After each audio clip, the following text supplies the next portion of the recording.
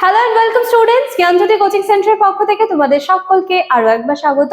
আলোচনা করব আজকে আমরা এডুকেশনাল সোশিওলজি নিয়ে।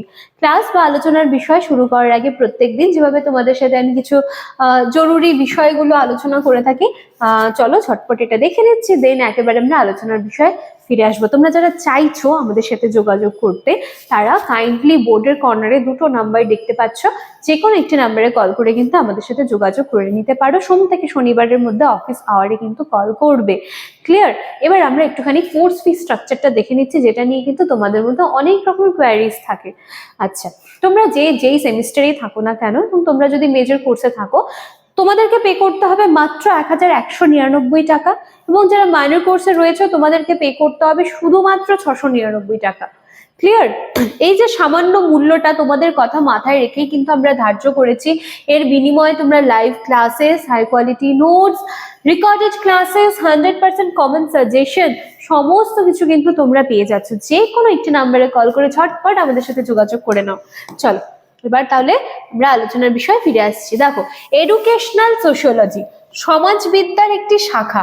ক্লিয়ার? সমাজবিদ্যার একটি শাখা এডুকেশনাল সোশিওলজি, যেখানে সমাজ ও শিক্ষার মধ্যে যে সম্পর্কটা রয়েছে সেইটাকে কিন্তু সায়েন্টিফিক্যালি রিড করার চেষ্টা করে। ক্লিয়ার? এটি কি বোঝায়? সমাজের মূল্যবোধ, ঐতিহ্য, সংস্কৃতি, অর্থনীতি, পরিবার, ধর্ম, গণমাধ্যম, এগুলো শিক্ষাকে কি করে প্রভাবিত করে, এবং এর সাথে সাথে অপর দিকটাও দেখে যে শিক্ষা কিভাবে সমাজে আরো ভালো চেঞ্জেস বলো বা অগ্রগতি নিয়ে আসে। এই যে শাস্ত্রটা রয়েছে, এই শাস্ত্র শিক্ষা ব্যবস্থাকে সমাজের প্রয়োজন অনুযায়ী গড়ে তুলতে সাহায্য করে। কিভাবে সাহায্য করে সমাজের প্রয়োজন অনুযায়ী গড়ে তুলতে?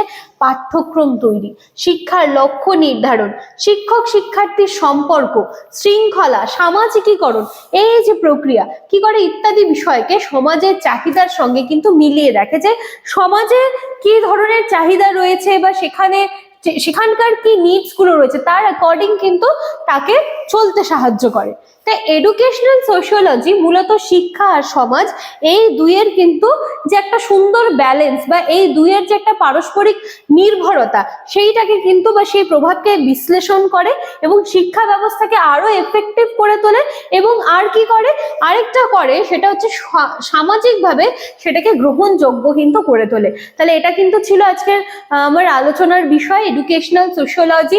নোটস পড়বে বা নোটস তোমরা পেয়ে যাবে আমাদের অ্যাপ থেকে, এবং সাথে সাথে কিন্তু ভিডিওসও চলবে। ঠিক আছে? নোটস পড়ো এবং এর সাথে সাথে ভিডিওস গুলো ফলো করো। আশা করছি এগুলোর থেকে কোনো রকম আর কোনো কনফিউশন থাকার কিন্তু কথা নয়। এই ছিল আজকে আমার ক্লাস বা আলোচনার বিষয়। দেখা হচ্ছে আবার নেক্সট ক্লাসে। Thank you.